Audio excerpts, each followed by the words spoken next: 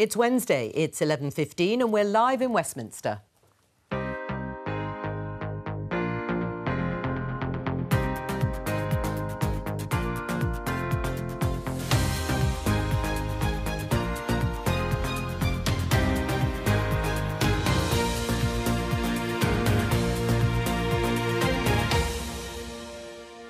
Joining me today, the former Health Minister, Steve Brine, Labour MP, Clive Lewis, the SNP's Deputy Leader at Westminster, Kirsten Oswald, and the Daily Mail's Deputy Political Editor, John Stevens. Today, how dark will this winter be? No one wants to see another lockdown, but I think it would be irresponsible for any health minister actually in the world to say that this or that is 100% ruled out. England's chief medical officer had this to say to a tweeting celebrity. Many of those people, I regret to say, I think know that they are peddling untruths, but they still do it. In my view, they should be ashamed. Also today, Labour forces a vote on ending the temporary increase to universal credit. Without that £86, and feeling normal with the £86, I will be going back to using my credit cards and spiralling into debt. These people are telling us they cannot cope with the impact of this cut, and we've got to do the right thing by them. Boris Johnson is likely to be asked about this and more at Prime Minister's Questions at noon. And it's looking like there will be a cabinet reshuffle today. We'll bring you the latest.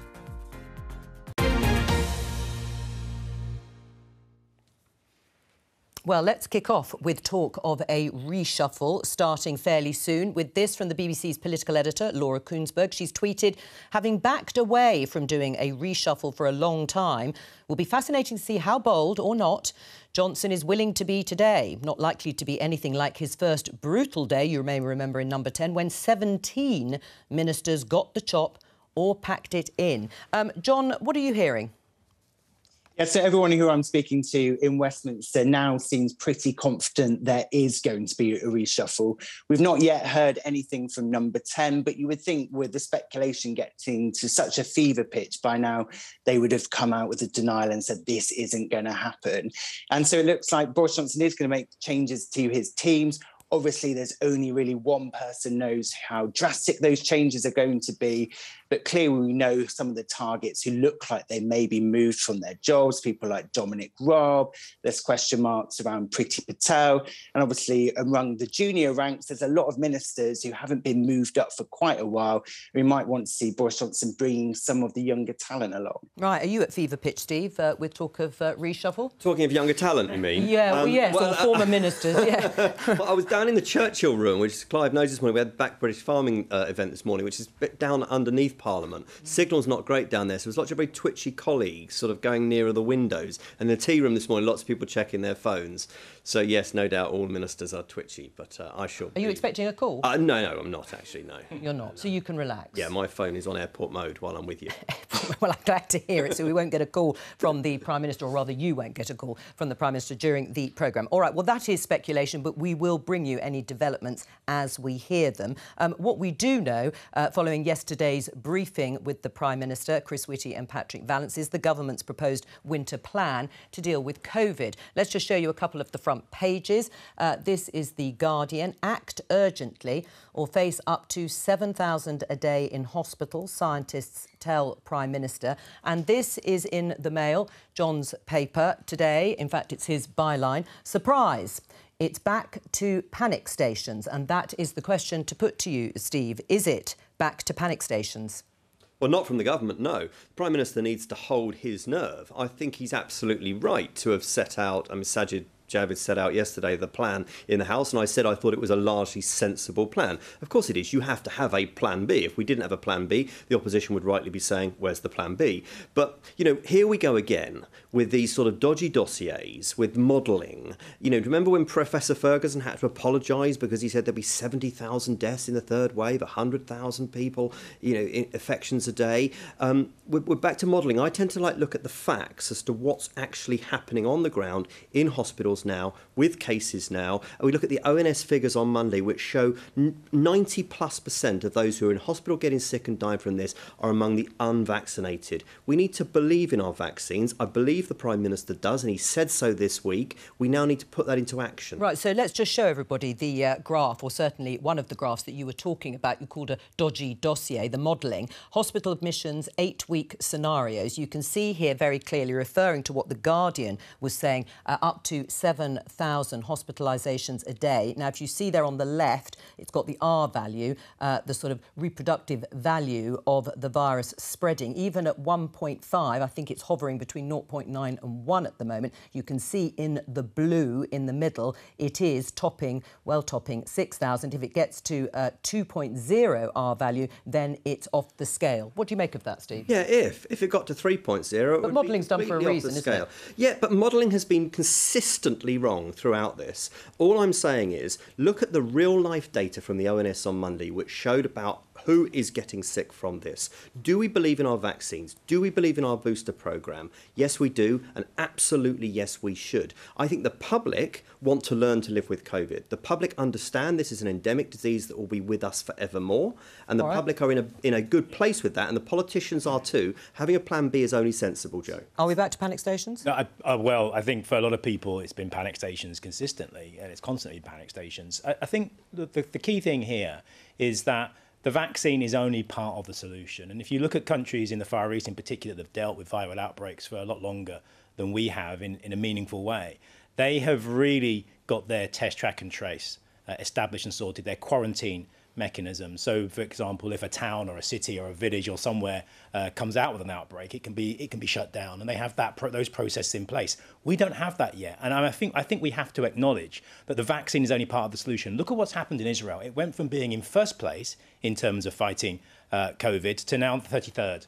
In the world because of the Delta variant, and that's completely changed. It's been a complete game changer. So yes, it is endemic, but there are lots of other things the government can do short of a complete lockdown. And I think the other thing for me, one of the things is having a statutory sick pay, which enables people to self-isolate. That still isn't in place. And I think that's something, if this is endemic, that we're going to have to see happen very soon. The last thing to say, though, I think is, it doesn't make a difference whether it's 2.0 or 1.5 or 1. The reality is the NHS, yes, there are value. The NHS is struggling. I've seen BBC reports where people are losing confidence in the NHS's ability to be able to treat them, and quite rightly, because of the backlog. Now, this $5 billion extra that the government have promised is just going to be a drop in the ocean if we see the number of hospitalisations which are being modelled, even the lower level, on top of what's already happened. All right, John, explain that front page.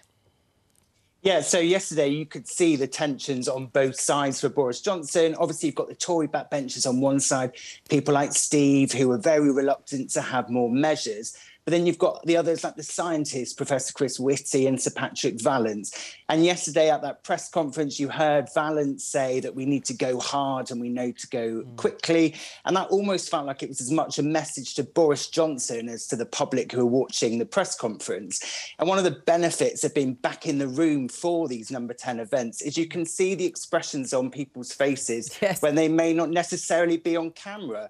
And when Boris Johnson was talking up the benefits of working from home, I was sat right in front of Chris Whitty, and you could see him looking very uncomfortable, looking down into his notes, and you can see that there is going to be growing tension as we go along between the government and between the advisors on when or if we should move to this plan B. Yeah, and there was, of course, talk about whether a metric should be used. We didn't get a clear answer necessarily on that, except they were going to use a range of measures.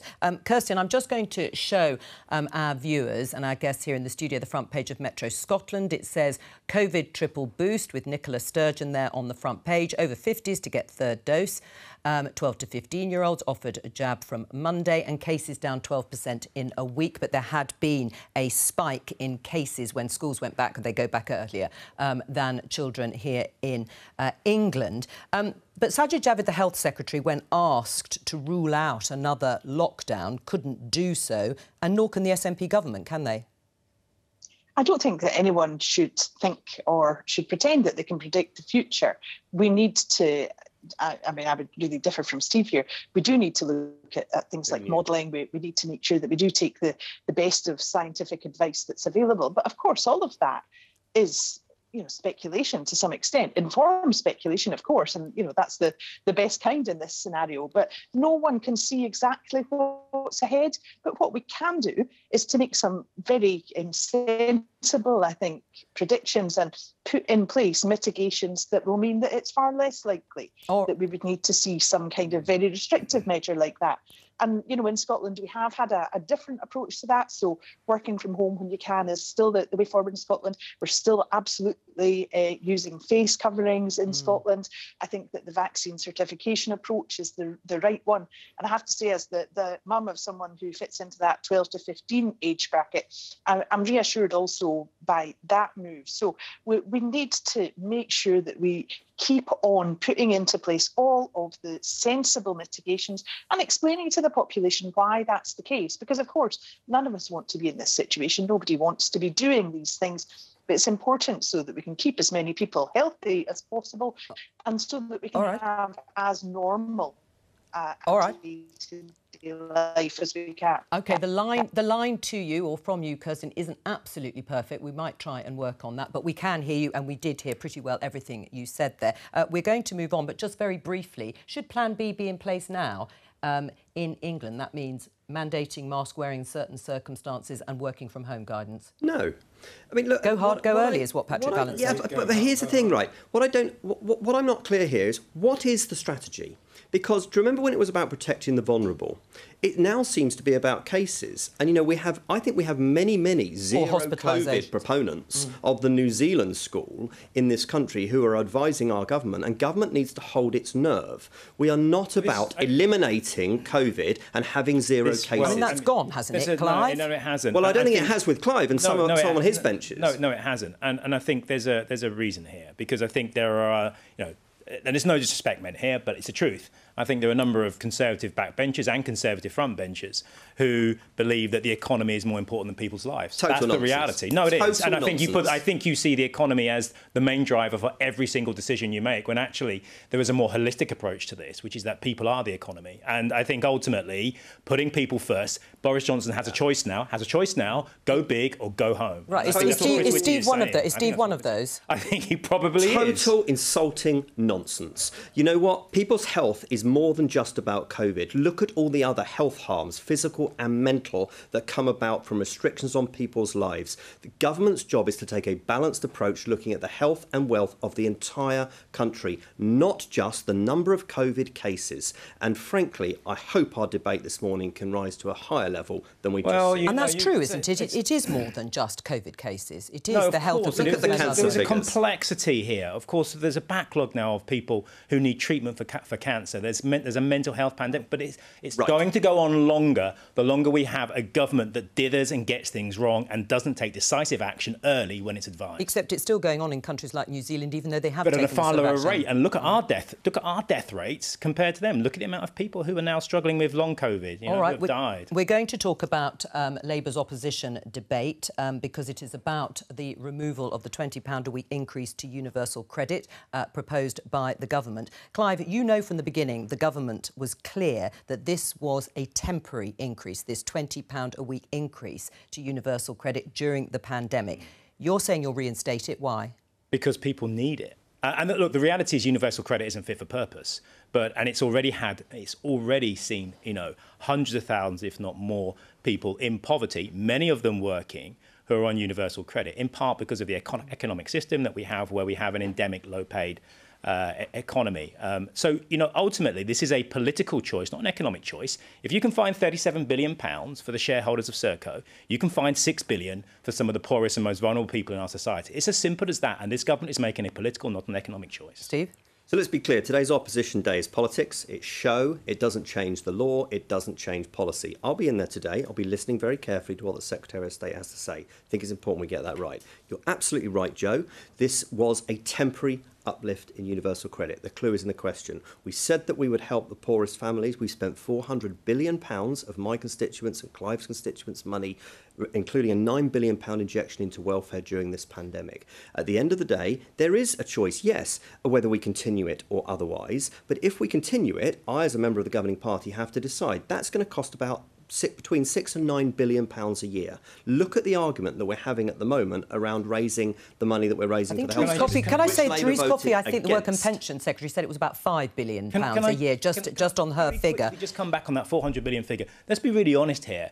Where we owe that money? We owe that money to ourselves, to the Bank of England. The Bank of England have given an IOU to the Treasury. Yeah, and I think they'll be quite generous in the time that they allow ourselves, who are the sovereign owners of the Bank of England, to be able to pay that back. So let's be really clear, that money was created by the Bank of England. No, but what I'm saying, well, it's been created by the Bank of England. So it's quite clear we have an opportunity to allow the economy to grow. You're taking money out of the economy at a time when we need to be helping the economy get back on its feet. Steve, it's not just the opposition, not MPs like Clive Lewis, it's also your own side, former welfare ministers, Stephen Crabb, Ian Duncan Smith, etc. And they are saying constituents will be hurting. And they also have to answer how they'll pay for it. You know, we have the fastest the best GDP figures in the G7 right now. We have a strong jobs market. We have rising number of vacancies.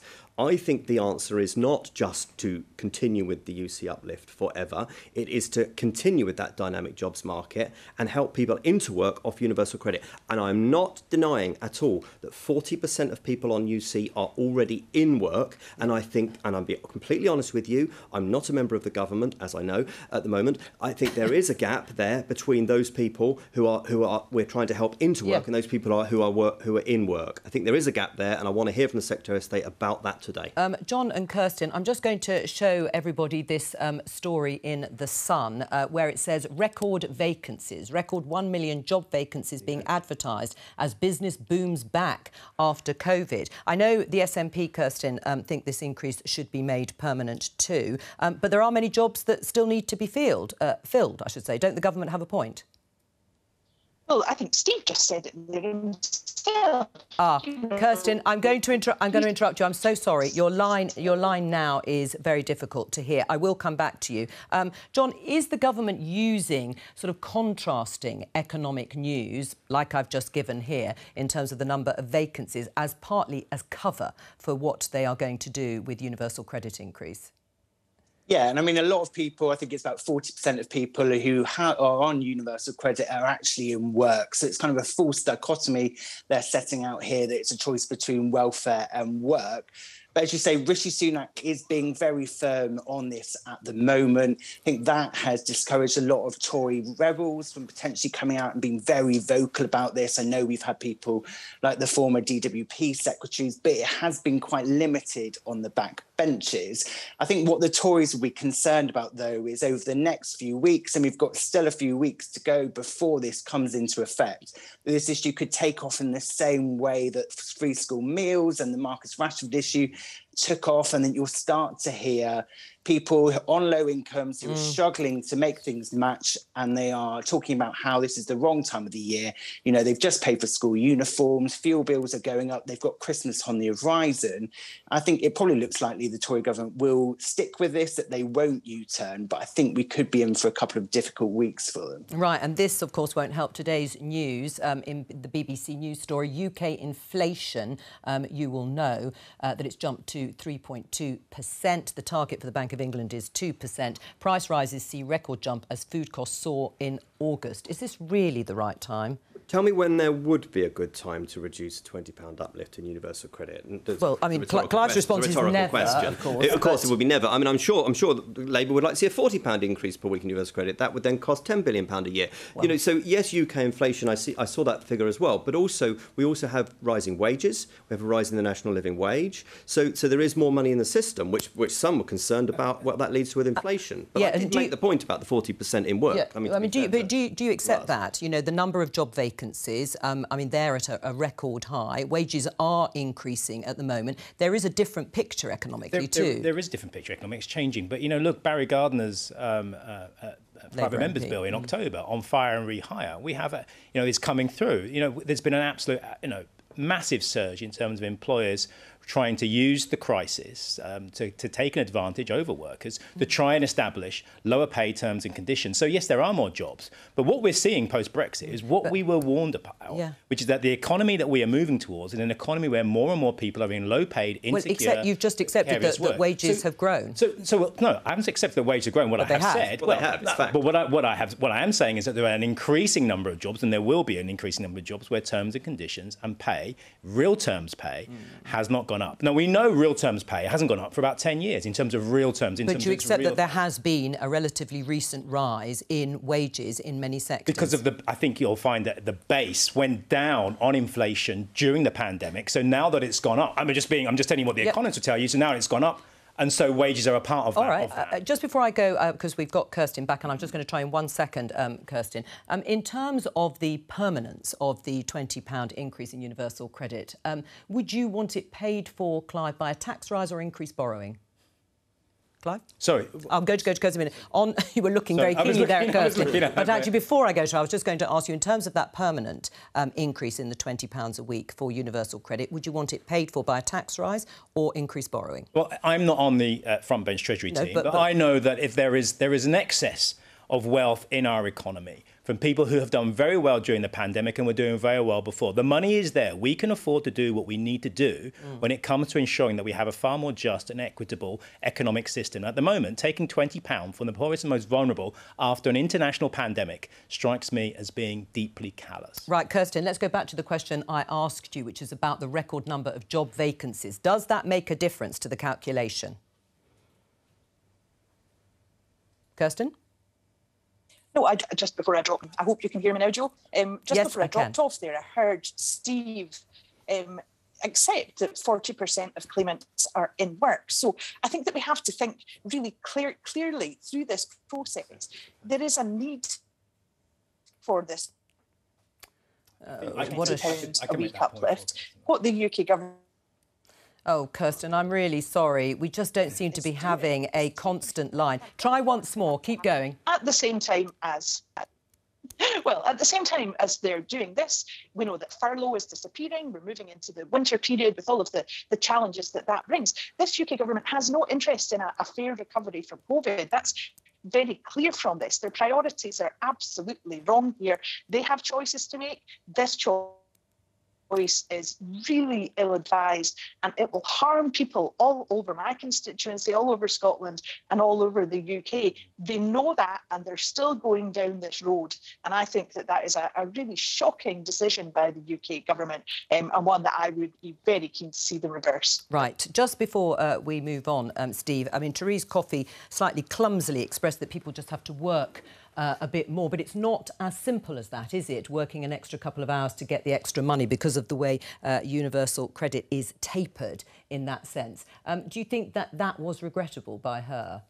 I think it's not as simple as that in the sense that I've already said that is where it is not something I admit. It's a fact that 40% of people on UC are in work, some working 2 more jobs, and so it is about a dynamic jobs market where people can move within employment, about where wages go up and where we have a better standard of living. The fact is that if we have a situation where being in work and on benefit does not allow you to make ends meet, then we have a challenge in our labour market and a challenge in our prices, don't we? And it is that you want a strong economy for, which is why I say it's good that we have the best GDP figures in the G7 right now. Right, we're going to talk about something else. A report from Friends of the Earth Scotland has today claimed that the UK has increased its oil and gas production despite declaring a climate emergency in 2019.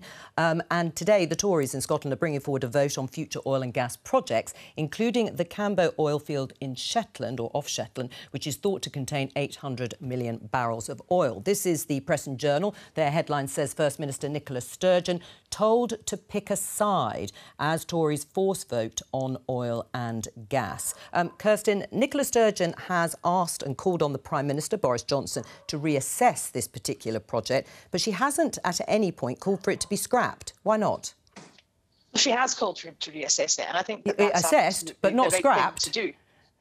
Well, of course, you know, that's part of what could happen with this reassessment. I think what is really important, and what the Tories in Scotland are completely failing to grasp, is that it's really vital that we do assess everything as if it is happening now, which is what the issue is. But why not scrap it? Why not call for it to be scrapped? Because I think you want to go through a proper process and make sure that all of the proper mitigations are considered.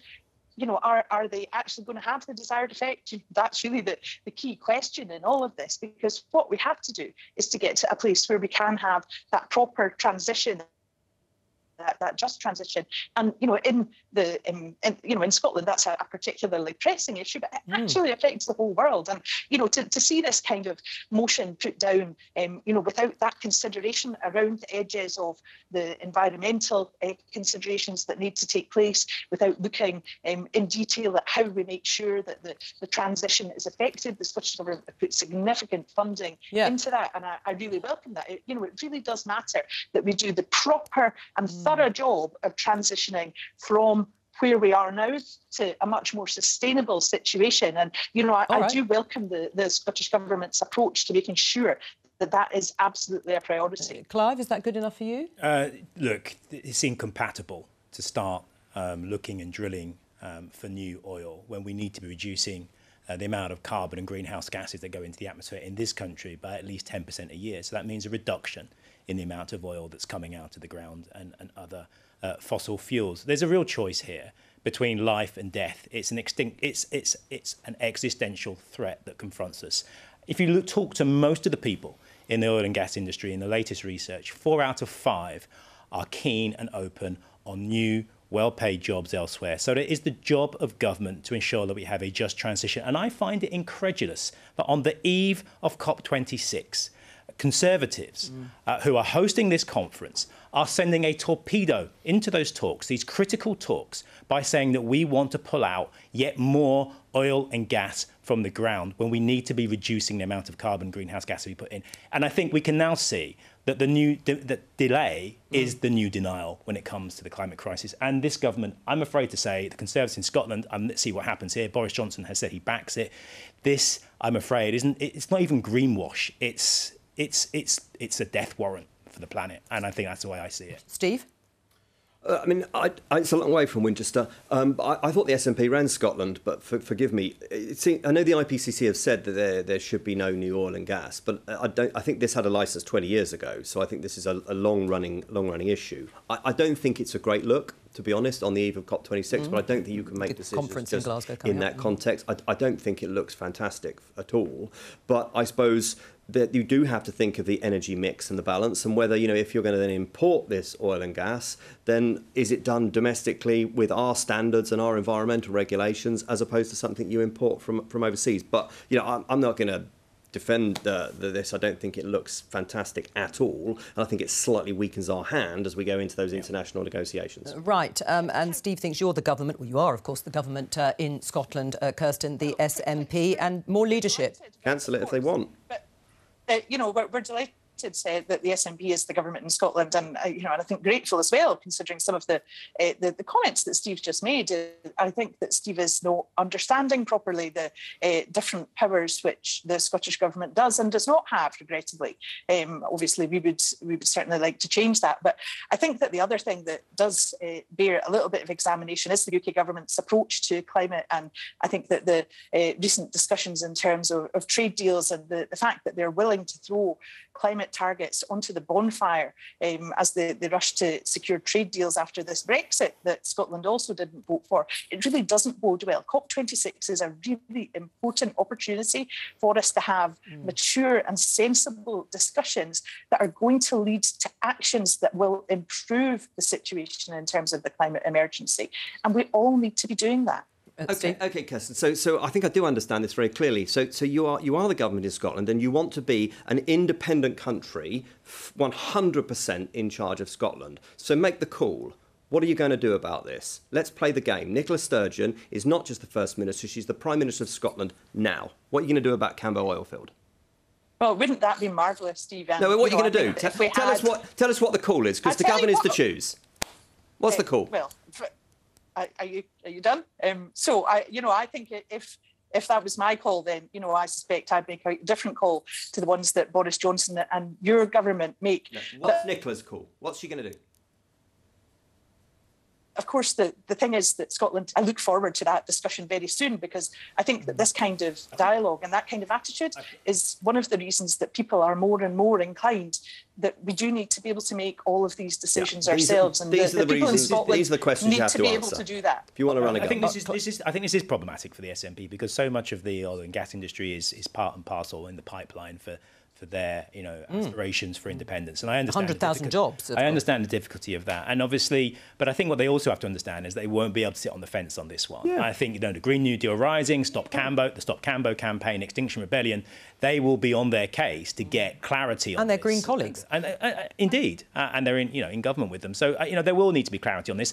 I hope they come to the right decision. I think, you know, ultimately, Kirsten does have a point, which is that the government's position on this is completely unacceptable. They have left the door open, but that door will close in terms of public perception if they don't act soon and take a position. John, Steve has said it's not a great look for the government on the eve of COP26, that big environmental conference in Glasgow in November. And we've yet to hear clearly from the SNP as to whether they would call for it to stop going ahead, even though it's not in their absolute gift at the moment. Where do you see this? Well, I mean, Nicola Sturgeon says she doesn't need to have an opinion because it's a reserved issue. But when has that stopped her before? You know, there's plenty of issues that are reserved issues that the SNP have got very strong opinions on, have been very willing to share them. Like independence. At the moment, and many other things. But, I mean, at the moment, Nicola Sturgeon seems to be upsetting everyone. You know, she's got the environmental campaigners on one side who are saying what she said is very mealy-mouthed. She hasn't taken a real position. They want her to go much further. And then she's got some members in her party in the North-East who just think she's gone way too far with this and makes it look like she's anti-oil. Let me let Kirsten respond. I'm listening to what is being said, but I have to say I don't think that represents the reality on the ground. There are significant investments in terms of the just transition that are being made by the SNP government. I think that is really important. That is the reality of people's lives that we're talking about, and of course the reality of the environmental situation too. But, you know, if you just reflect back a couple of weeks, I think it was 97% of the SNP membership endorsed our cooperation agreement with the Scottish Greens. I think that speaks well both of people's enthusiasm for this direction of travel and also for the seriousness with which the SNP is looking at the environment and our obligations in terms of the climate. And I think that serious and sensible approach is the one that we'll continue to pursue. But if there's such a clear-minded enthusiasm in the party, why is there not a clear position on this? You know, if there is so much support for this issue in the party, why has Nicola Sturgeon been kind of unable to say what she thinks? Kirsten? No, she's been very clear. She has made it clear to the Prime Minister. She hasn't. That, well, I can either finish the sentence or not finish it. Yes, but go on, Kirsten. If you let me do that, go then, on. You know, she's been very clear that this cannot go ahead in the way that has previously been suggested. So there would have to be evidence that it could be done in a way that would be, in line with climate targets. Now, that's for the UK government to bring forward, but we will not be shying away from our obligations in terms of the environment. And I think that sensible approach is very briefly. I think most of the SNP membership will know that there is no Scottish independence on a dead planet, and I think that's what they have to bear in mind. Right, but do you also accept that the Climate Change Committee actually said that we will need fossil fuels for the sort of short term in transition? Clive? Well, yeah, I mean, if you listen to most of the science, it's about reducing the amount of fossil fuels that we pull out of the ground. We understand there's going to be a transitionary phase, but it's making sure that that's replaced by renewables. All right. Cambo is part of the North Sea transition. I said that was the last. Already. I said that was the last word, and that is the last word. John, I'm going to come to you first because I'm going to go back to the press conference yesterday. We started off talking about it at the beginning of the programme. Boris Johnson, Chris Whitty, Patrick Vallance. Can you tell us why the singer and rapper Nicki Minaj was mentioned at the same COVID press conference with Boris Johnson? Yeah, so this is something that was definitely not expecting to be brought up yesterday at the press conference, but it's a tweet that Nicki Minaj put out, I think it was on Monday evening, saying that her cousin in Trinidad wasn't going to get the vaccine because one of his friends had become impotent after having it. And Boris Johnson and Chris Whitty were asked about this yesterday. It was a good question. It was something different to ask them about. And they were quite clear in their criticism. I think Chris Whitty said that what she'd said was untrue and ridiculous. Boris Johnson said that he wasn't so familiar with the work of Nicki Minaj, but he preferred to listen to Nikki Kanani, part of the NHS, who has been one of the people who has spoken at Number 10 briefings in the past. And obviously you think that the issue might stop there, but Nicki Minaj saw the tweets about what had happened at the press conference and was quite quick to come out. She accused Chris Whitty and Boris Johnson of a diss against her, and then recorded some quite bizarre audio message to Boris Johnson where she put on a British accent and started talking about how she went to Oxford and went to school with Margaret Thatcher. And she wasn't done then. Then she started coming for Laura Kuenssberg and saying, "Go away, Dumbo," to her, simply because she quote tweeted one of Nicki Minaj's tweets and said, 2021, everyone. Right, let's leave that just to one side for a moment, because we're joined by the BBC specialist disinformation reporter, Mariana Spring. Mariana, we've heard in very colourful terms there from John about Nicki Minaj's tweets, but this kind of misinformation, I think we would say, isn't just limited to celebrities on Twitter, is it? Can you give us an idea of the scale of the problem? It definitely isn't, and we've seen an increase in anti-vaccine disinformation and conspiracies on social media throughout the pandemic. It's proved to be a real problem, particularly targeting younger audiences who use social media much more, whether that's Instagram, TikTok, Facebook, Twitter. And a celebrity like Nicki Minaj tweeting something as she did is likely to influence and affect their views on the jab. We've seen claims about infertility spread frequently throughout the pandemic, and these kinds of conspiracies can be very emotive, but they're contrary to what health authorities are saying, that there's currently no evidence that COVID jabs affect fertility or male fertility in the case of Nicki Minaj's story about her cousin. And I think this tells us a bit about how this ecosystem works. Someone can say something that is unsubstantiated. Who is this cousin? Where are they? What's actually happened here? But because it's emotive, because it incites a reaction, it's shared far and wide. People are talking about it. And it might just put someone off getting the jab who was about to go and have theirs. I mean, do you think we should be more concerned, particularly for 12 to 15-year-olds who are being offered the vaccine shortly, if this is quite prevalent? Will they be influenced by it? I think that 12 to 15-year-olds are an age group where they will have been exposed to a lot of disinformation about vaccines on social media. We've seen emotive personal stories alleging harm caused by the vaccine, but without the evidence, that are worlds apart from medical and political debates we might be having, whether that's about vaccine side effects or about whether 12 to 15-year-olds should be offered the vaccine, whether they should be offered elsewhere in the first place. And we've seen how anti-vaccine activists online have really exploited those political debates and those medical discussions in a bid to ramp up fear, to get people feeling worried about having the jab. And that's not just happening on social media. We've seen violent rhetoric on social media and increasingly aggressive tactics. There are a number of anti-vaccine activists who tweeted really awful stuff, suggesting that Chris Whitty, for example, should be hanged or executed as a consequence of making that decision about offering a jab to 12 to 15-year-olds. But offline too, there were incidents involving anti-vax activists at schools. One school in Chester where there were allegations that anti-vaccine activists were harassing students who were attending the school. And one big worry of experts going forward is that 12 to 15-year-olds not only will be bombarded with vaccine disinformation on their social media sites that could lead them to making a misinformed decision, or their parents to making a misinformed decision, but actually the offline harm too, that as these tactics become more aggressive, what's to stop these protesters turning up at schools across the country and doing this kind of thing? Mariana Spring, thank you very much for joining us. Steve, you are on the Department of Culture, Media, Sports Subcommittee on disinformation. But just broadly, how concerned are you with stories like this and the potential impact on vaccine uptake?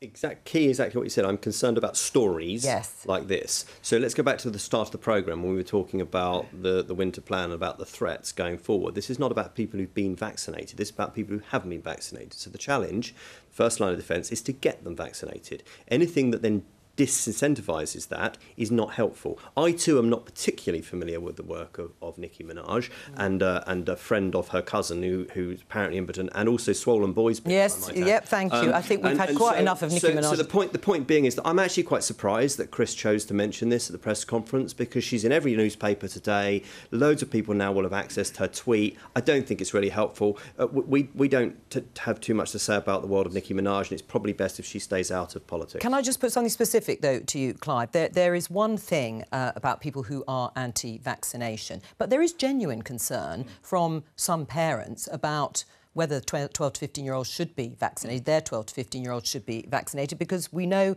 ourselves that the health experts have said that the direct benefit is still marginal. So, I mean, that's not sort of out of this world, is it? So, no, and I think the key thing here, how to encourage people to take vaccine hesitancy. The research shows that the way that you reduce that is by encouraging people, by talking about the benefits to community, the benefits to family and friends, to vulnerable people, rather than taking a big stick. And I think that also makes people less susceptible to disinformation, which I think we were talking about Nicki Minaj. I think the other, I'm going to make a political point here, and I think one of the reasons why I think young people are susceptible, if you want. Many people are susceptible. Young people we're talking about at the moment is because if you look about you think about the contract, the civic contract, the public contract that they have with politicians, the political class, with this government. We know that 2/3 of young people have lost their job, under 25 have lost their job in the pandemic. They're going to go into hundreds of thousands of pounds of debt from going to university. Generation rent, increasing numbers being evicted, the collapse of any confidence that the climate crisis is being dealt with. And you can understand why they have lost faith in people, the political class, telling them that you need to do A, B and C. Well, on the trust issue then, in terms of... I'm not sure what this has got to do with generation rent, but I said in the House of Commons when we talked about the 12 to 15 vaccinations the other night is that parents, like me, with a teenage daughter, will have lots of questions before we're going to go forward to this vaccination. The key to this is information, not just a leaflet, not just telling them that the MHRA is the best regulator in the world, which it is, but they're going to need information. They're going to want to have conversations with their family doctors. The government need to make sure that family doctors are in a position to be able to do that, because right now access to GPs and family doctors is proving challenging for many of my constituents. Are you sceptical then about the 12 to 15-year-old? I am sceptical about it, yes, and I'm very sceptical about the idea that it's going to set up an argument between parents and young people. Frankly, we have enough of them in my house without about this. Not just yours. Let's turn to this headline in the Financial Times. Boris Johnson forced to delay Brexit border checks on EU goods. This is a story involving Northern Ireland and, of course, the famous Northern Ireland Protocol. Just to remind us exactly what's going on, let's speak to Adam Fleming, the BBC's chief political correspondent. Adam, what is going on? Jo, I'm really sorry to do this. It's actually not about Northern Ireland. It's about the border. It's about stuff going from the EU to the UK. I stand corrected. It's through Dover and Calais and things like that. Sorry, so it's the UK's external border with the EU rather than the EU's external border within the UK. Do you see what I mean? Clear. So this is goods coming from the EU coming into the UK. There are meant to be full checks on them coming in, but the government was going to phase them in over the next couple of years. The phase in is going to take a bit longer now because stuff that was going to come in specifically for plant and animal products on the 1st of October has now been delayed, some of it to January next year and some of it to July next year. And it's things like, do you have a certificate signed by a vet for your export of pork products from Belgium to the UK, for example? Right, well, I must make sure I get my borders corrected. Let's just catch up briefly with any reshuffle news, since we started the programme saying that was pretty certain to be underway. We are as confident as we can be without official confirmation that the reshuffle is going to happen in some form today.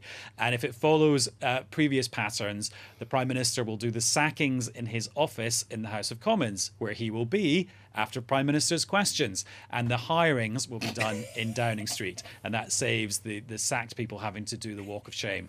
Oh, I see. So the choreography is going to be slightly different to spare people's humiliation. the last few reshuffles under the last few prime ministers, that is how it's worked. The big question is just how big is this going to be? Because you can see arguments for moving some of the big beasts, but then there are just as many arguments for keeping them in place. So which way does the cookie crumble in the next few hours? Right, and of course the talk has all been about, as we heard from John at the beginning of the programme, about Dominic Raab, the Foreign Secretary, Priti Patel, the Home Secretary, and Gavin Williamson, the Education Secretary. Is that still where the smart money is on? So the smart money is definitely on Gavin Williamson being moved because he's pretty unpopular amongst the stakeholders in his department, teachers and the teaching profession. He's not got a huge number of supporters in Parliament, and he attracts negative newspaper headlines for whatever he does. So that's one of kind of the safest bets that he's up for a move. Now, does he leave the cabinet altogether and become a backbencher? Does he go to a fairly junior cabinet job like Leader of the House of Commons, or does he go to just a less senior job than education? Again, who knows? Adam, Fleming, thank you very much. PMQs is happening in the next few minutes. Steve, does the top team need a little bit of a shake-up? So I'm just checking my phone. It's flashing. It's flashing. Oh my goodness! I'm more interested in the policy than the people, if I'm honest. I'm more interested in whether we, stick to Plan A, recover from COVID, strong economy, help my constituents into work. I'm more concerned with that than I am the personnel. Yeah, but the messengers are quite important. Yeah, the messages are important, but the main messenger is the Prime Minister, and I don't think he's going to shuffle himself. Right, so you wouldn't want to see any change necessarily then at the top? Oh, I think it is time for a change because I think, people have been in jobs a long time, but also a lot of people have been in jobs and haven't been able to experience them in the fullest sense. So some of the Foreign Office ministers haven't been able to travel, for instance. So, yeah, it's always time to shake up a position, but I'm more interested in the policy. Well, let's shake up the programme. I think it's time to go across to the Chamber for Prime Minister's questions. I know that the whole House will want to join me in congratulating Emma Raducanu, Joe Salisbury, Alfie Hewitt and Gordon Reid for their victories in the US Open. They've made the whole nation proud. Mr. Speaker, on Battle of Britain Day, we honour the legacy of those brave air crews who defended our nation. I'm sure that members will also want to join me in wishing you well, Mr. Speaker, for the G7 Speakers and Presiding Officers Conference in Chorley later this week. Mr. Speaker, this morning I had meetings with ministerial colleagues and others in addition to my duties in this House. I shall have further such meetings later today. Thank you, Mr. Speaker, and I would like to pass on my condolences to the Prime Minister on the sad loss of his mother. Mr. Speaker, raising children is very expensive, more so when they are disabled. The children impacted by sodium valproate have suffered physically, mentally, and indeed financially. When the Cumberledge report was published, there was real hope that they would get support. However, on the last day before summer recess, a written ministerial statement indicated that recommendation 4 of that report would not be actioned. Can I please ask my right honourable friend to urge the Secretary of State for Health to look again at that and give the financial redress to the parents of those children that they so desperately need? Friend, for her kind words. And on her substantive point, she's entirely right to raise the issues investigated by Baroness Cumberledge, and we've given the report full consideration and accept the overarching conclusions of the report, Mr. Speaker, and are committed to making rapid progress in addressing all the areas it mentions, including the one that she covers today. We now come to the Leader of the Opposition, Keir Starmer. Thank you, Mr. Speaker. Can I join the Prime Minister in his comments about Emma Raducanu, a tremendous success in the US Opens, on the Battle of Britain and on the G7 Speakers Conference? Mr. Speaker, can I also offer my condolences to the Prime Minister on the loss of his mother? As I know firsthand, losing a parent is never easy.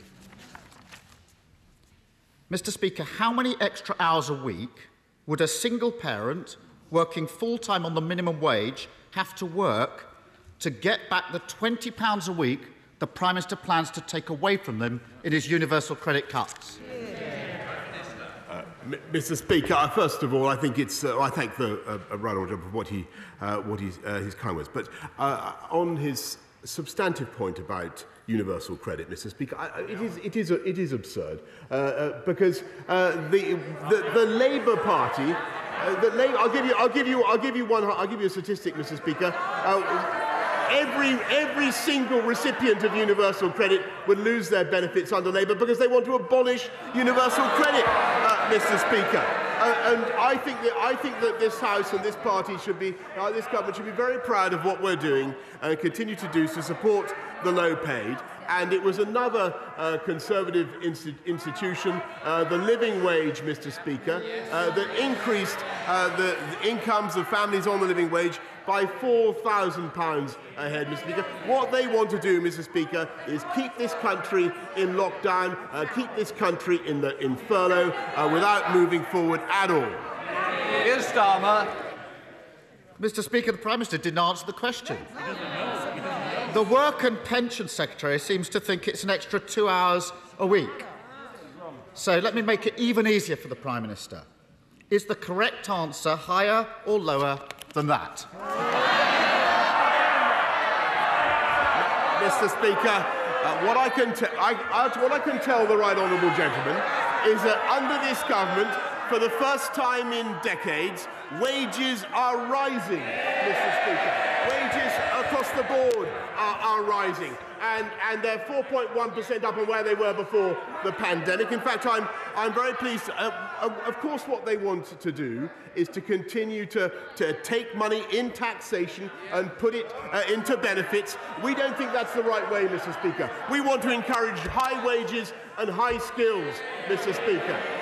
And that is the difference between this government and the Labour Party opposite. I think it is a good thing. I think it's a good thing, for instance, that Costa Coffee is now paying 5% more than they were before the pandemic. And never forget, if we listened to Captain Hindsight, Mr. Speaker, Costa Coffee would still be closed. Here's Starmer. Mr. Speaker, it wasn't a difficult question. The answer to the question, maybe it's silly, they say. It's a silly question. How much would somebody working full-time on the minimum wage have to, how many hours they'd have to work to make up for the cut, is apparently a silly question. The answer, I'll give the Prime Minister the answer to the question. It is much, much higher.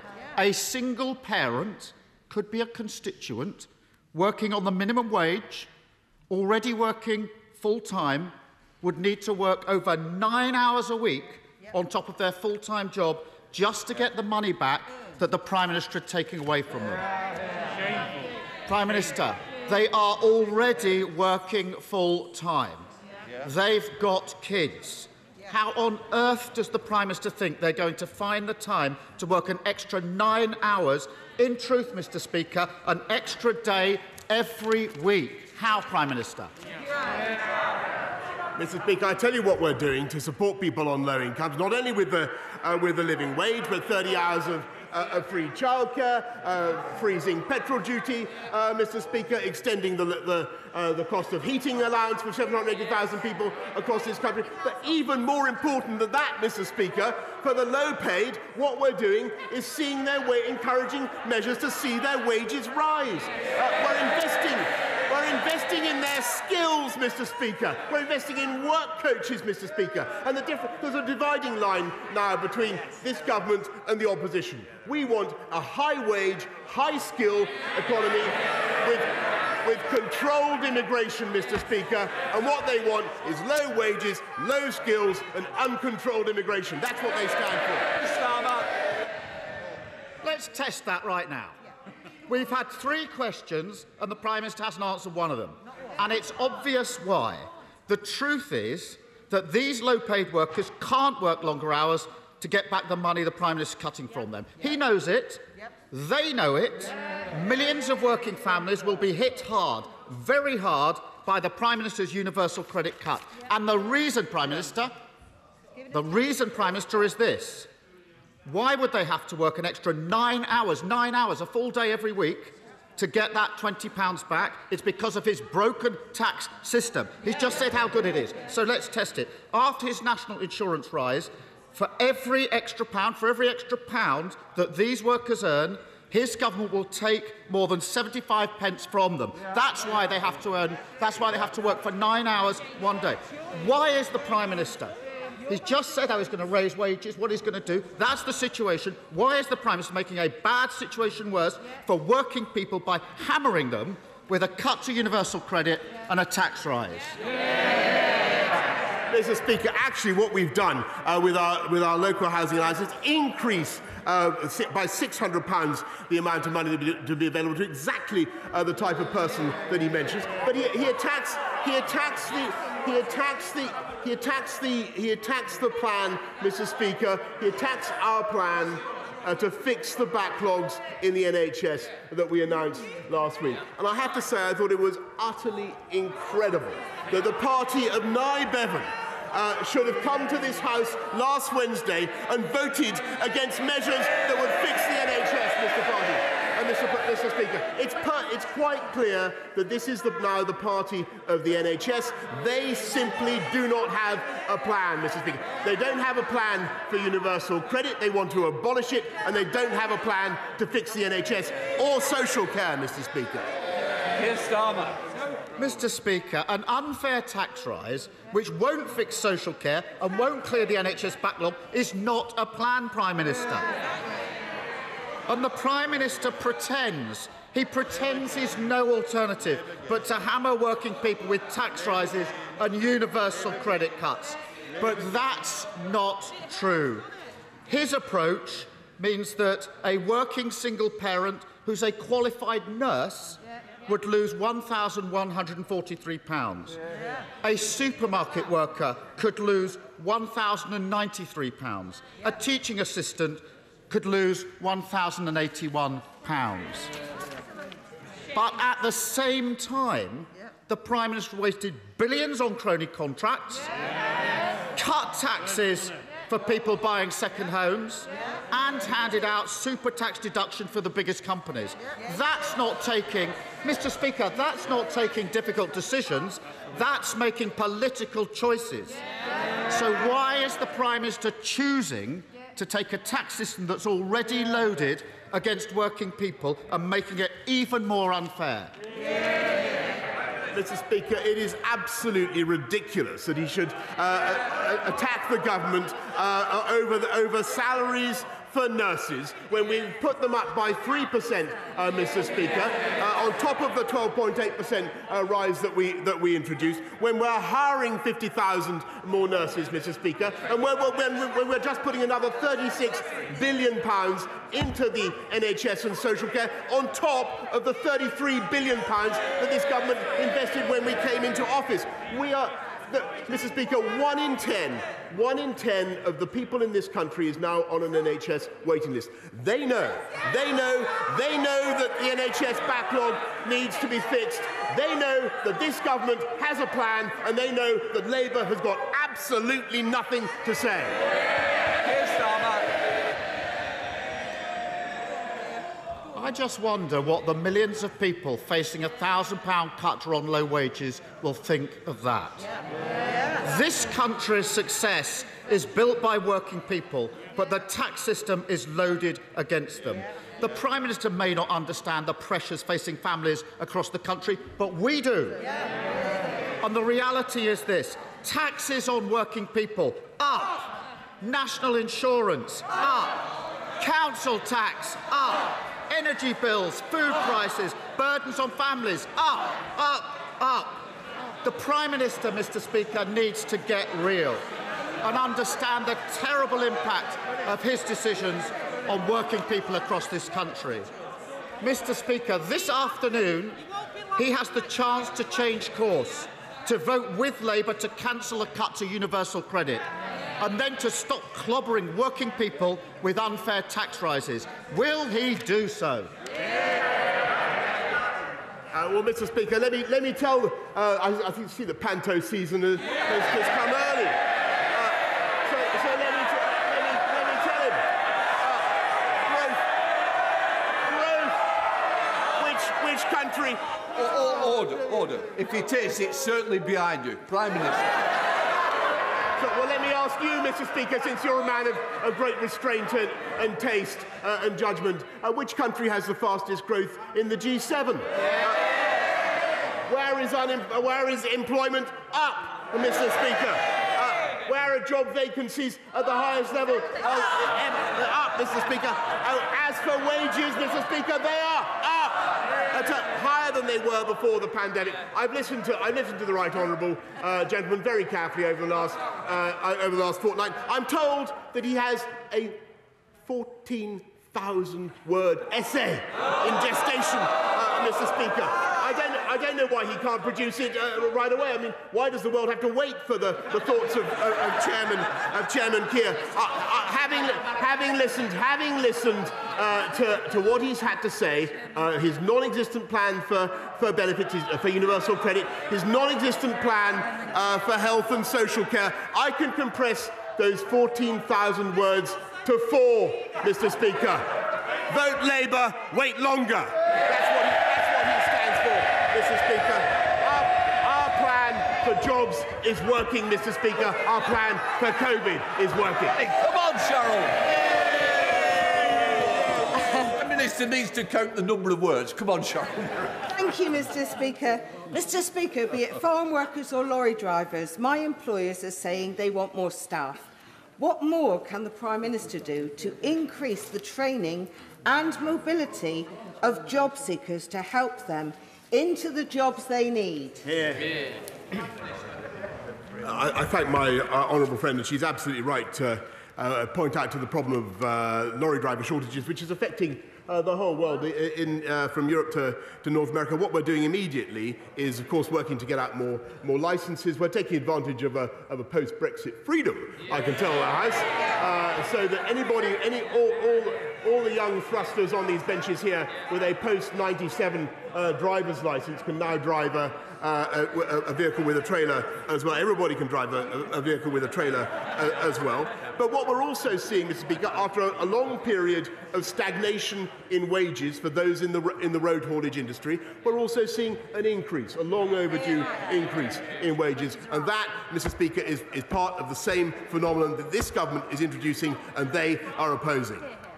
Leader of the SNP, Ian Blackford. Thank you, Mr. Speaker. And can I pass on my condolences to the Prime Minister and his family for the sad loss of his mother the other day. And, of course, I join with the Prime Minister and the Leader of the Opposition on congratulating Emma Raducanu for her fantastic success in New York last Saturday. And, of course, we mourn the anniversary last Saturday of 20 years since the horrors of 9/11. We remember all of those that paid the sacrifice and that outrage that took place. Mr. Speaker, this morning we learned that the rate of inflation has reached its highest level in a decade. For ordinary workers and families, prices are going up at the very moment when they can least afford it. Workers and families need more than just a winter plan for COVID. They need a winter action plan to fight a Tory poverty pandemic that is only going to get worse. So, does the Prime Minister know, and can he tell us, how much Tory government cuts to social welfare will cost the average nurse? Mr. Speaker, what we're doing is protecting people on low incomes up and down the country, and indeed we are freezing fuel duty, supporting childcare, and of course by the huge package of measures that we've brought in, not least the living wage, which will see an increase of £4,000, is already seeing an increase of £4,000 for every family on the living wage. But more importantly than that, he talks about the income of a nurse, Mr. Speaker. What we're doing is investing massively in health and social care up and down the country, which will help to fund, apart from anything else, Mr. Speaker, the increase in nurses' pay that they so thoroughly deserve. And I hope he will support that package. Ian Blackford. My goodness, Mr. Speaker, an increase in nurses' pay. Either the Prime Minister doesn't know or he simply doesn't care. Because when you take the cuts to universal credit and you take the increase in national insurance, Prime Minister, the figure you were looking for is that the average nurse will lose £1,736. Once again, this government is cutting the pay of key workers, the very people that we are relying on to see us through another difficult winter. The cost of living is spiralling, and people are being left with a Prime Minister who doesn't know how much his cuts are hitting key workers, and a Secretary of State for Welfare that doesn't know how universal credit works. Mr. Speaker, if any Scottish Tories are in a possession of a backbone, now would be a good time to find it. Does the Prime Minister expect any MPs from his Scottish branch office to stand against the callous cuts to universal credit? Or has the Prime Minister already bought them off with promises of jobs in his reshuffle? Well, Mr. Speaker, actually what's happening is that we're funding the NHS across the whole of the UK, including in Scotland, I'm proud to say, with record sums. And we've ensured that nurses have access to a training bursary worth £5,000, a further bursary £3,000 for childcare costs, Mr. Speaker, and we have put up, and that is before we put up their pay by 3%, Mr. Speaker. So we are, and that is only possible because of the investment that we're making, the measures that I outlined last week, the package that we're putting forward for health and social care. And if he's really saying, Mr. Speaker, if he's really saying that the Scottish Nationalist Party are opposed to that investment, if he's really saying he would send it back, Mr. Speaker, then I think he's better off banging on as he normally does about a referendum, because he's better on that. Mr. Green. Thank you, Mr. Speaker. Now that the move to have a domestic ID card for each of Northern Ireland, Wales, England and Scotland has started, what consideration has my right honourable friend given to how the nationalists will use them to break our union?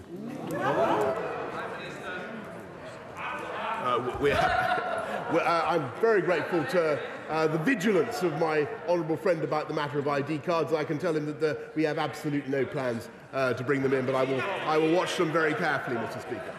Mr. Speaker, can I too offer my condolences to the Prime Minister on the loss of his mother. Health waiting lists are through the roof in Northern Ireland. Hard-pressed families are being hit by decisions from this government.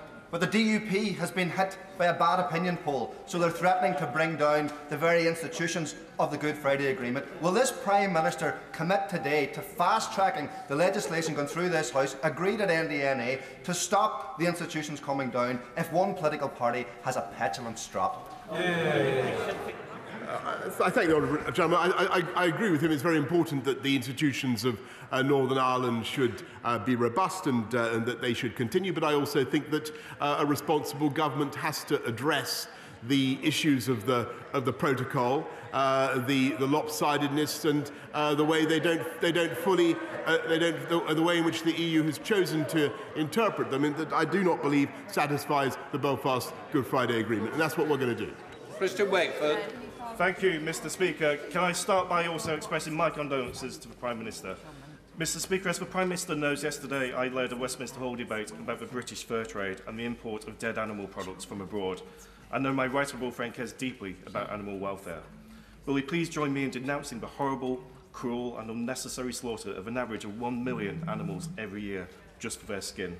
In a post-Brexit Britain, we can outlaw this horrible practice, a practice that I'm sure he and many, many others of British people hate. Will he meet with me to discuss my campaign to end the import of fur to Britain and truly make a fur-free Britain? I'm sure, Mr. Speaker, that my honourable friend speaks for millions and millions of people up and down this country who abhor the fur trade and don't want to wear fur. Obviously, we've banned the fur farming in this country for a long time, Mr. Speaker, and we're going to look at what we can do, working with the fur sector, to understand what we can do to prevent fur being imported into Britain. Chris Blount. Thank you, Mr. Speaker. By the time my wonderful friend Linda went to the doctor, the cancer was already so advanced that she only had a few weeks to live. Many honourable members have been through cancer, and they know well that early detection saves lives. Yeah. And unfortunately, of course, long waiting lists will make it more difficult to save lives.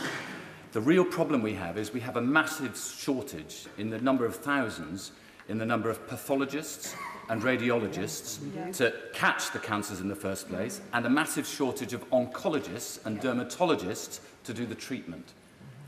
So regardless of the money, how are we going to make sure that we've got the personnel, not in 5 years' time or 7 years' time, but now, to be able to save lives? First of all, I want to say how sad I am to hear about his constituent, Linda, and her experiences, I think, have been shared by literally millions of people in this country during the pandemic, because they haven't been willing or able to get the oncology treatment that they need because of the pressure of COVID on the system. The system is now coming back, trying to help everybody as fast as possible to fix the backlogs. And so, yes, it's necessary to hire more nurses and more doctors, and there are about 10,000 more nurses now, about 6,000 more doctors. And he's right in what he says. Totally right in what he says about radiologists and pathologists. But if I can just respectfully say to the right honourable gentleman, that must be done by means of the big, powerful package that we put forward last week to raise the funding necessary, which I believe that his party should have supported, and I think it's incredible that they didn't. Tom Randall. Mr. Speaker, work continues to improve maternity services at Nottingham University hospitals, and last week local MPs heard from those affected in a meeting with the Minister for Patient Safety, including from a former constituent of mine whose baby died only 8 weeks ago. Will my right honourable friend agree that it's right that there's going to be an independent review into local maternity services, and will he join me in asking for those affected to come forward to give evidence to that review, so that in the future mothers across Nottingham should get the maternity services that they both need and deserve?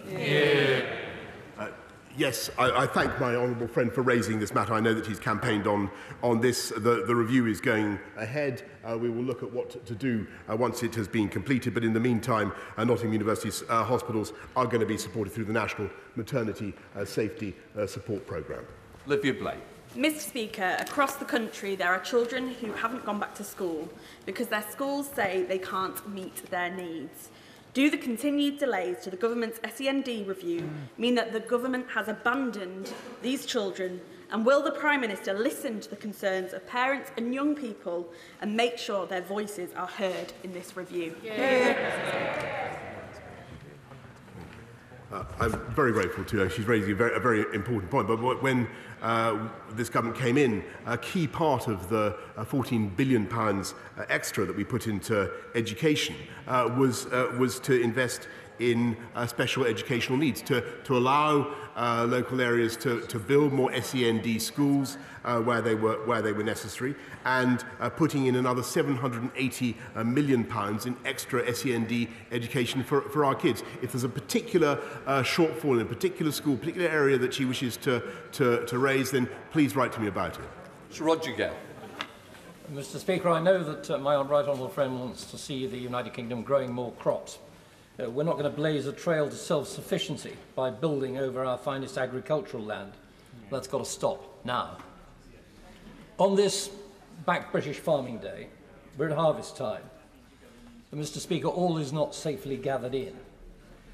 In 3 weeks, Thanet Earth in my constituency, one of the largest glasshouse companies in the country, growing tomatoes, has had to trash £320,000 worth of produce because of no pickers and no drivers.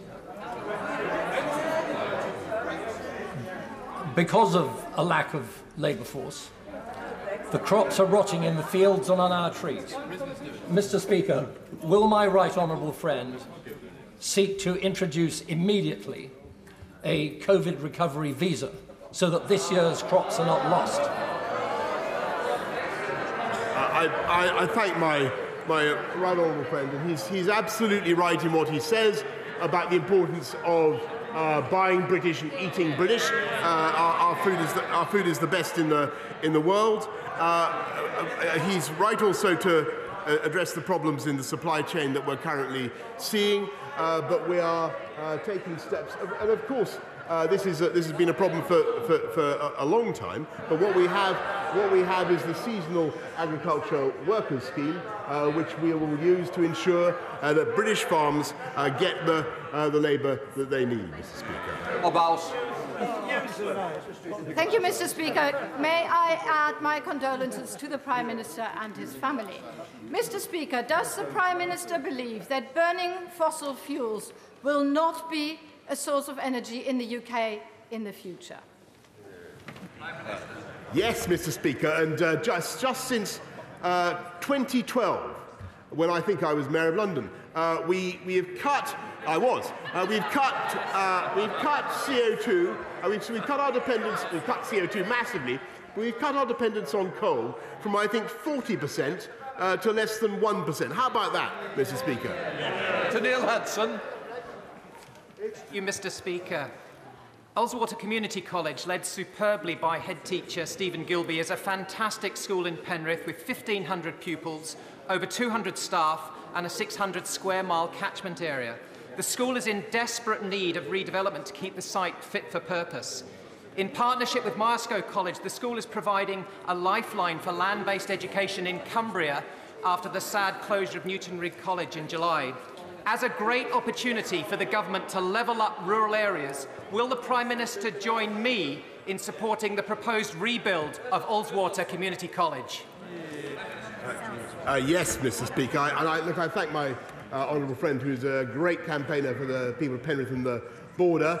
But what I can tell him is that in addition to our support for the 500 school projects in the next rebuilding projects in the next decade, we're doing 100 immediately. And for the financial year 21-22, Mr. Speaker, Cumbria County Council has been allocated 5.3 million, Mr. Speaker, to improve buildings, including Ullswater Community College. Kim Leadbeater. Thank you, Mr. Speaker. Would the Prime Minister agree with me that the impending cuts to universal credit will not just have a devastating financial impact on people, but will also lead to stress and anxiety and undoubtedly have a hugely detrimental effect on their mental health, which on top of the pressures of the pandemic could prove devastating for some? Mr. Speaker, I've answered this many times, but the answer is no. And in any case, Labour would abolish universal credit altogether, Mr. Speaker. The good bill. Back in 2004, Scarborough hit the national headlines when rumours of a new dental practice opening led to hundreds of people queuing round the block in the vain hope of registering as NHS patients. Today, whilst many better-off families continue to enjoy the discounted prices that the NHS offers, many children and vulnerable families still can't register as NHS dental patients in Scarborough-Whitby. Does the Prime Minister agree with me that this needs fixing? Yes, Mr. Speaker, and that's why I totally agree. That's why we're investing in the NHS, and we want the NHS to be a better place for the dental profession, Mr. Speaker. Wouldn't it be a fine thing if this House of Commons voted overwhelmingly, with all members voting for our package of measures to support the NHS? Adam Kazar-Javid. Mr. Speaker, September marks Childhood Cancer Awareness Month. Every day across the UK, 12 children and young people will be diagnosed with cancer, and of those 12, 2 will not survive. My constituent, Nadia Majid, and her family are campaigning to improve research and funding in this field. Nadia's son, Rehan, was only 4 years old when he was diagnosed with an aggressive brain tumour. Rehan tragically passed away only 4 months after his diagnosis. So I asked the Prime Minister, will he join me in thanking all the doctors, nurses and support staff who worked tirelessly to fight against childhood cancer? And will the Prime Minister meet with me to discuss how the 4 nations can work together to improve research and funding into childhood cancers and support families like Nadia's? Yes, I know that she echoes the thoughts of millions of people. There's not a family in this country that hasn't been touched by cancer. Childhood cancer is particularly tragic, and that's why the government is investing huge sums in research, but also in supporting some of the fantastic charities that she mentions, particularly those investigating brain cancers. Thank you, Mr. Speaker. Dr. Camilla Kingdon, the President of the Royal College of Paediatrics and Child Health, thinks that the routine testing of children without COVID symptoms is still interrupting children and teenagers' school attendance, and they don't believe it should continue. She thinks COVID should be treated like other diseases, and you only deal with children with symptoms. I agree with Dr. Kingdon and her colleagues in the Royal College. Can I ask the Prime Minister if he does as well? Mr. Speaker, I have great respect for Dr. Kingdom, and indeed, as I have indeed for my right honourable friend. It's one of a number of views in the scientific community, Mr. Speaker, but we continue to think that testing is a very important route for keeping schools open, Mr. Speaker, which I believe is the best possible thing for the physical and mental health of our kids. Nadia Witt. Thank you, Mr. Speaker. My condolences to the Prime Minister on the sad loss of his mother. Mr. Speaker, I was privileged to be able to take the time off work that I needed to recover from PTSD. But that should be a right for everyone, not a privilege. But far too many people aren't able to take the time off that they need because, by the former Health Secretary's own admission, statutory sick pay at £95 a week is not enough to live on.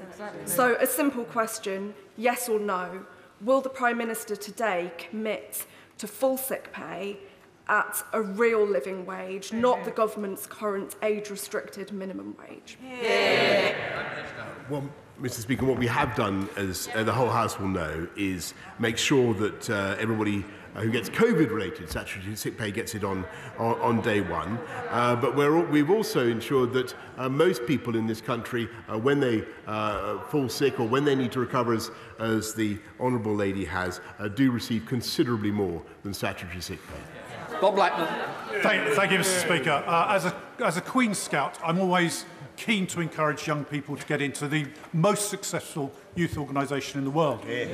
So last week, I was delighted that the Scout Association has released and announced the first new age range for Scouting for 35 years, namely the Squirrels, which allows young people of 4 and 5 years old to become part of the Scout movement. It is particularly aimed at areas of deprivation and disadvantaged children.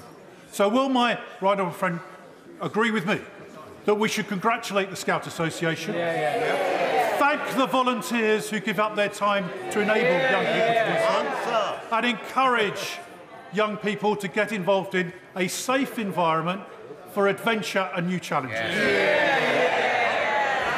Yes, Mr. Bill. What a wonderful! I had no idea that that the Scouts Association was doing that, but I think it's fantastic that uniformed youth services make a huge difference to outcomes for young people. I think it's fantastic that the Squirrels are now starting them off at the age of 4. You've registered Wilfred. Let's go to Jack Dromey.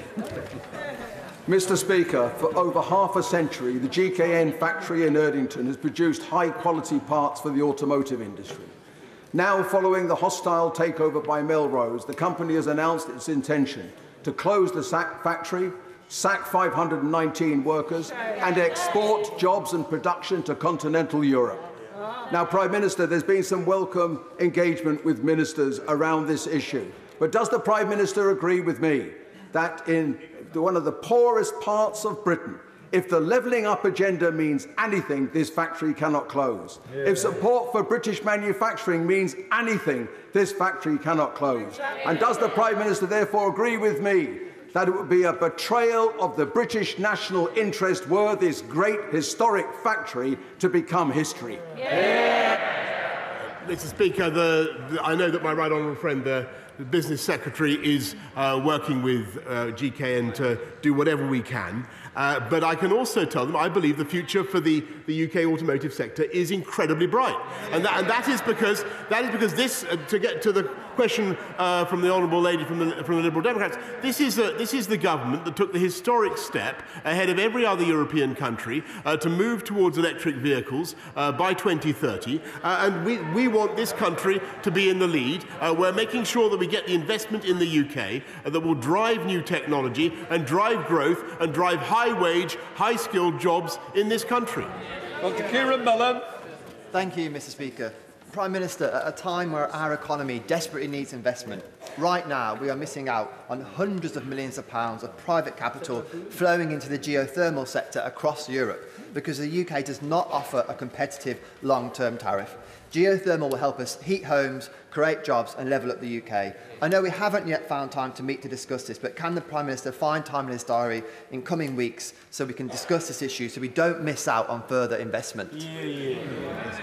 I thank my honourable friend. I'm sorry that we haven't yet had time to discuss this properly, person to person, but I can tell you the government is very, very much interested in what he says in geothermal projects, so I'll make sure that a meeting is arranged as soon as possible. Jamie Stone.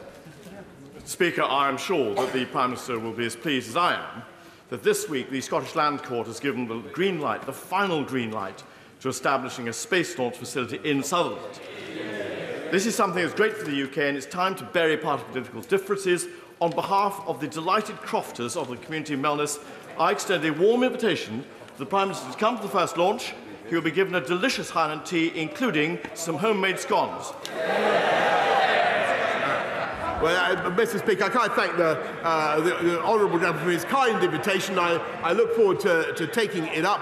What we need, Mr. Speaker, is a suitable payload to send into space, and I think the gentleman opposite would do very well. Bridget.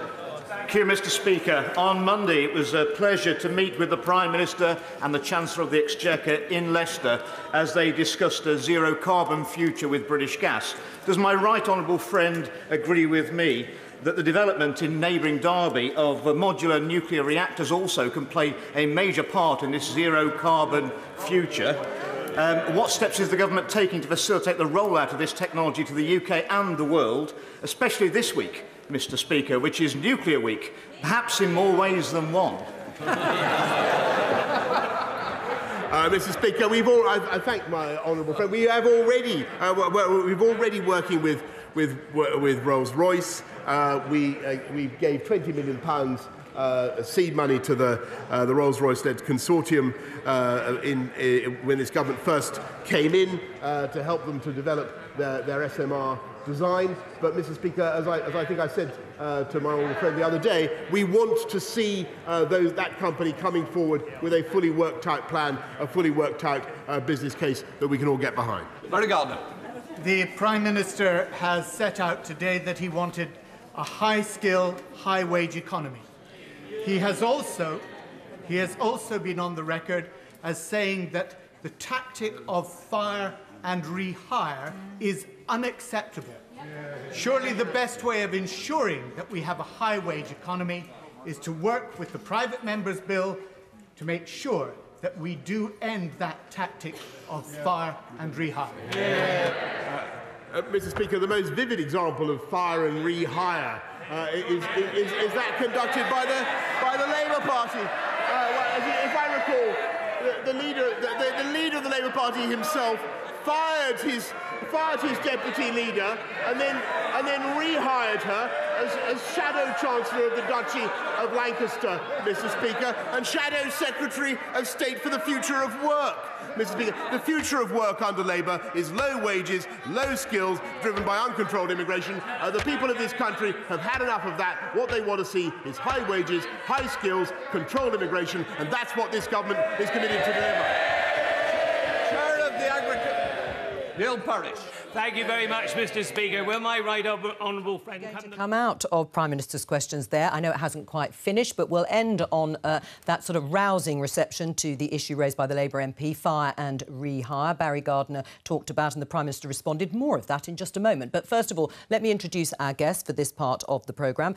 We have Wes Streeting, the Shadow Child Poverty Secretary. Welcome to you, back after his cancer treatment. It's lovely to have you here in the studio. And Andrew Bowie, Vice Chairman of the Conservative Party and, of course, Conservative MP. And here in the studio now, moved from the studio outside, miraculously through Prime Minister's questions, is Adam Fleming, the BBC's chief political correspondent. Now, we're going to talk, of course, about the substance of Prime Minister's questions, Keir Starmer's questions ahead of that Opposition Day debate, about the £20 increase in universal credit, that £20 a week that is now going to go for government policy. But first of all, hire, rehire or fire?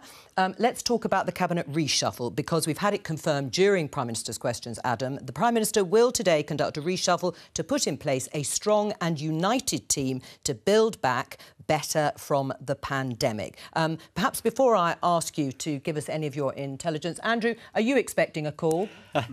Well, no, Jo, I can tell you distinctly my phone is on silent and I'm very much focused on getting through the next 20 minutes on BBC and then getting back to the office and carrying on with my job. Oh, all right then. We'll come back to you in just a moment. Now, all eyes were peeled on the front bench, of course, because we talked about the reshuffle beforehand. Adam, no sign of Dominic Raab, the Foreign Secretary, no sign of Gavin Williamson, the Education Secretary. Priti Patel was there. But what can you tell us so far? So far, all we've got in black and white is that statement from the government confirming that it's happening. And it does give you a couple of clues, so let's parse it a bit, because this is all we've got. The PM will today conduct a reshuffle. There was speculation it might be over a couple of days. Sometimes they do the firing and then the hiring, or they do the senior ranks and the junior ranks. Looks like they want to try and wrap it all up today. Let's see if the people involved agree with the Prime Minister about that.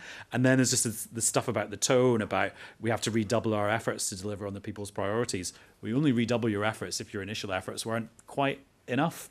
And then talking about focusing on uniting and levelling up the whole country, which unfortunately doesn't give us any clues about who's up and who's down, really, does it? No, not yet. But you will come back with any intelligence that you receive or any confirmation of jobs that are changing hands. Of course, we also know that a scheduled meeting of the Prime Minister that he was going to have at about 1:30 is not going ahead, so we know he's clearing the decks. Yeah, so the PM was meant to be having a meeting this afternoon with the Secretaries of State for Wales, Northern Ireland and Scotland. That meeting has been cancelled. Not because they've been cancelled in those jobs. No, let's just be clear. We don't know that, yeah. Yes. And as we were saying before, the process tends to be people get fired in the Prime Minister's office in the House of Commons, because then the cameras can't see them looking sad, and they get hired in Downing Street. All right. Let's go back to the substance of Prime Minister's questions and the questions from the Labour leader, Keir Starmer.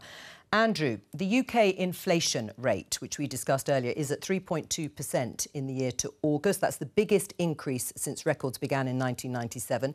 Is now really the time to remove the £20 universal credit increase?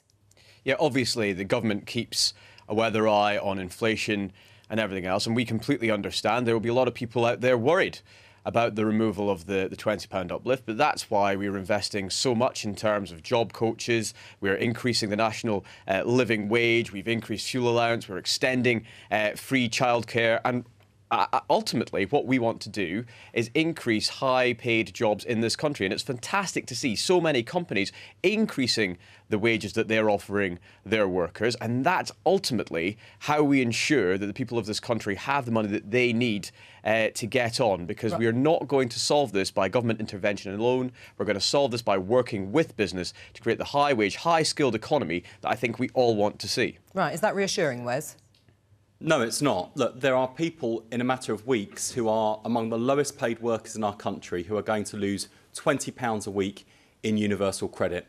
We've also got a 10% national insurance increase coming down the line, which means, as Keir Starmer set out in Prime Minister's questions, you've got people who go out, work hard in jobs like nursing, care workers, teaching assistants, who will lose just above or just below £1,100 a year. That is a huge amount of money. Now, the Chancellor might not miss 20 quid a week if it was nicked out of his wallet at work, but for these families who are already on the breadline, it is the difference between keeping their head above water or being plunged into hardship. And the government knows there are about 200,000 children who will end up in poverty as a result of the universal credit decision alone. Now, I don't believe that Andrew, the Chancellor, the Prime Minister go into politics because they want to push more children into poverty, but that is the consequence of what they do when they don't understand what life is like for most people in this country and take decisions like this which clobber working people who are hard up rather than going after people who've actually got more of an ability to pay. Are you that out of touch, Andrew, with more people going into poverty? No, absolutely not. And, we've demonstrated that we're not out of touch by taking action such as taking the poorest in this country out of paying tax altogether. As I said, we've increased the national living wage. We've got more hours of free childcare available to everybody. We're increasing the number of work coaches we have. We're employing 30,000 new nurses. Wes talked about nurses. We're increasing their salaries by 3%. And under the sad but necessary increase to national insurance that we voted on last week and yesterday, you know, the richest in this country will pay more so that we can spend more on the National Health Service, spend more on nurses and get to grips with the social care situation, which I know Wes agrees we absolutely need to get to grips with. But the marginal rate of taxation for those people who are being impacted upon by universal credit and national insurance increases is 75%. Show me the wealthiest people in our country who are paying a marginal rate of 75%. Show me those people that will be experiencing direct pain in managing their family finances as a result of decisions taken by the government. Yes, we've got to increase investment in the NHS. Yes, we need a plan and funding for social care. We haven't got either of those things, by the way. We've got the investment coming, but no plan for bringing down waiting lists, no plan for social care. We've got this worst combination of unfair tax increases and unwise spending. The priority's got to be taxing fairly and spending wisely, and that's where the government's going wrong. Well, it's rich to hear Wes talking about the government not having a plan. We do have a plan. The beginnings of it was outlined yesterday and will be outlined in more detail in due course. The Labour Party have been talking about reform of social care for the last 25 years, and in 25 years we've yet to see one paragraph in terms of what they would do in terms of... Send you a whole speech from Liz Kendall, Andrew. We've got the principles of how what we want a future social care system to look like. But what about action? Including what would you do? steps if you were in power, what would you do? And how would you pay for it? Right. Well, what would you do and how would you pay for it? So we want to see more home-based care for people. We want to see investment in the workforce to attract and retain workers. The question of how we pay for it is an important one, but quite rightly, well, it's we more want to look. Hang on, there's a really important point.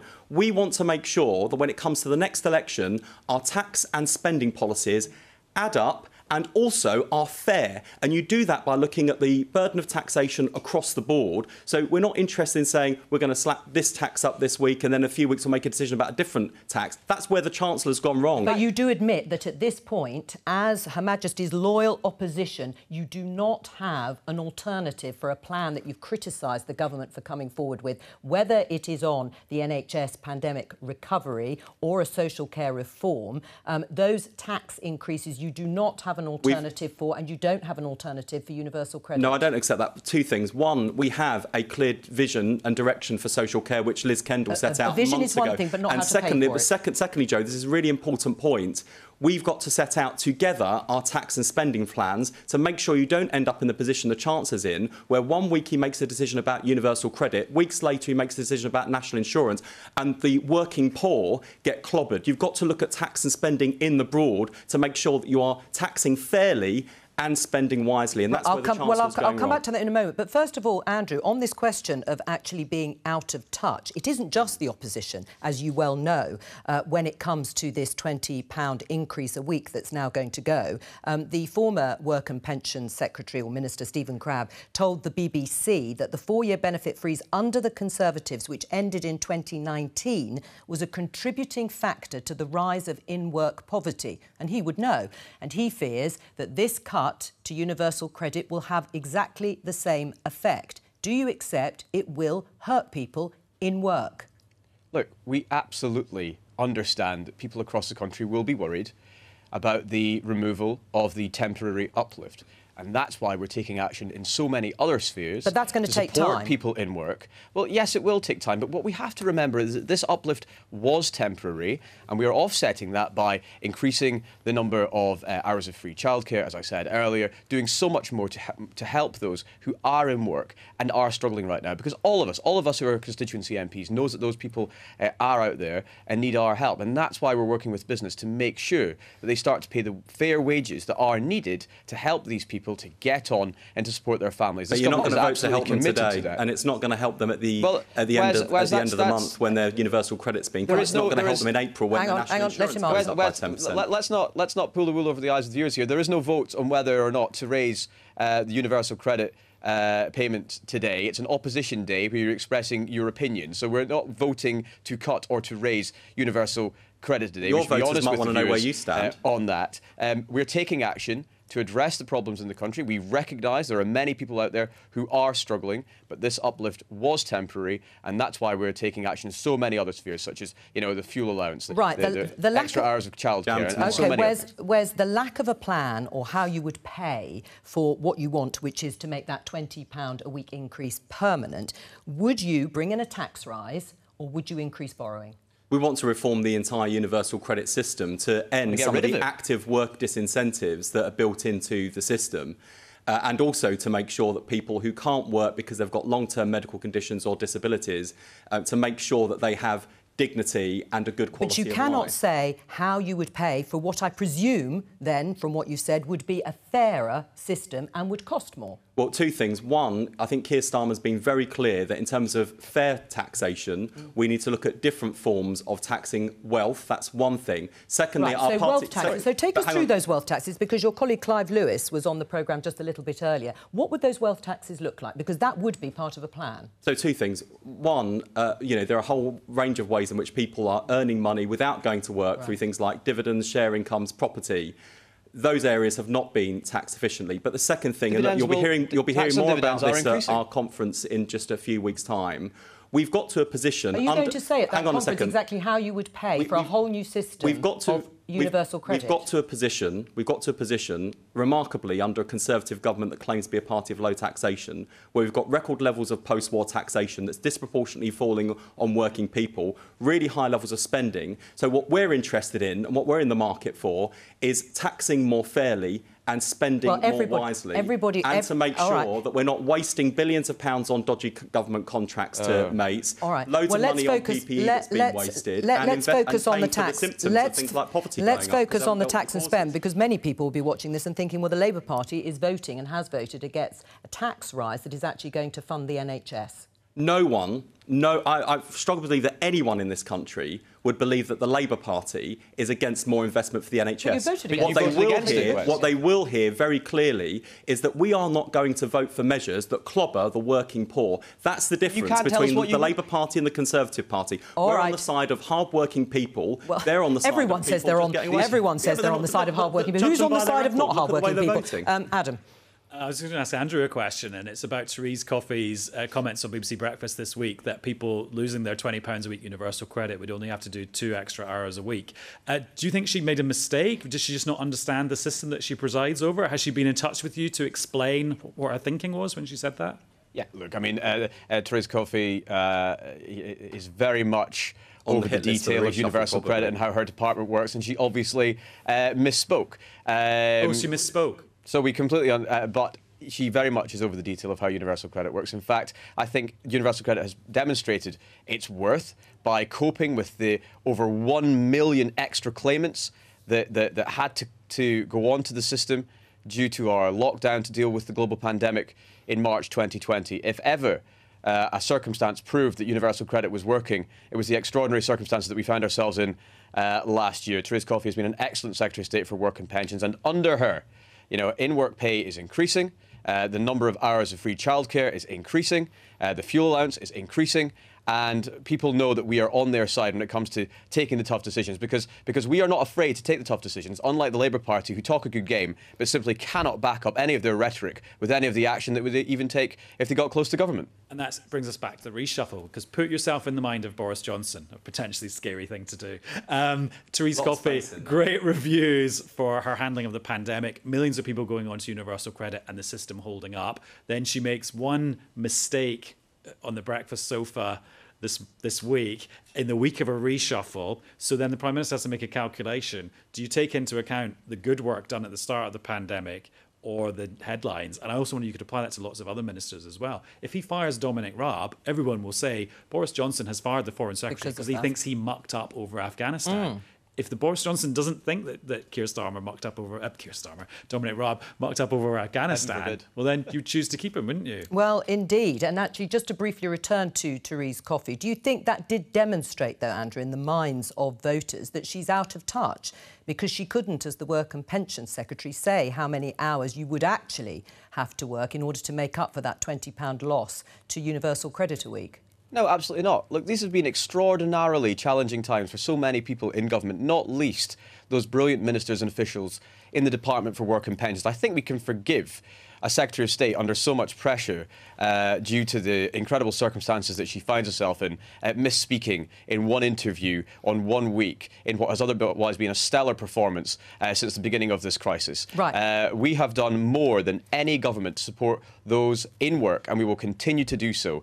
And I hope for those people who are working hard to provide for their families that this Conservative government goes on for many years to come, because frankly what we've heard from Wes today is that the Labour Party... We don't need to do a little party political broadcast here. I know, obviously, you want the Conservative government to go on. Can I just come to you, Wes, because we haven't got long, in terms of how radical Keir Starmer and the Labour Party really are being? Because he has said the government, a Labour government, would immediately increase the minimum wage to at least £10 an hour. Now, according to the government trajectory, the national minimum wage for those over 25 will be £9.71. You can see the graph here. By the time of the next election, assuming 2023. That's 29 pence more you're proposing. That's not radical, is it? It's not the ceiling of our ambition. But look, this is what he said to the TUC this week is really important, because this is what Boris Johnson was setting out earlier. Saying, we want a high-pay, high-skill economy. Well, no, I'm asking about your what they've done. Yeah. But the point is, if you're serious about bringing poverty down, bringing the welfare bill down, you do that through good work, good quality work. By increasing the national minimum wage, 29 minimum pence. Wage increase, statutory sick pay increased, banning zero-hour contracts, improving the quality, the pay, the dignity of people at work. That's how you bring down poverty, bring down the benefits bill, and invest and spend more wisely, which was the point I was making earlier. We've only got 30 seconds left, Adam. I don't know if there's anything you can bring us just before we say goodbye. I was wrong. Apparently, the reshuffle will continue until tomorrow as well. So we've got 2 days of this to look forward to. Right. And I would expect to start seeing people appearing in Downing Street, in other words, getting promotions from mid-afternoon. Oh, right. So it is going to go on a lot longer. Does that, I wonder, imply if the reshuffle is a little more thorough than perhaps the expected? Sometimes people refuse to move as well. Well, that's true. That's happened in the past. From all of us here, bye-bye.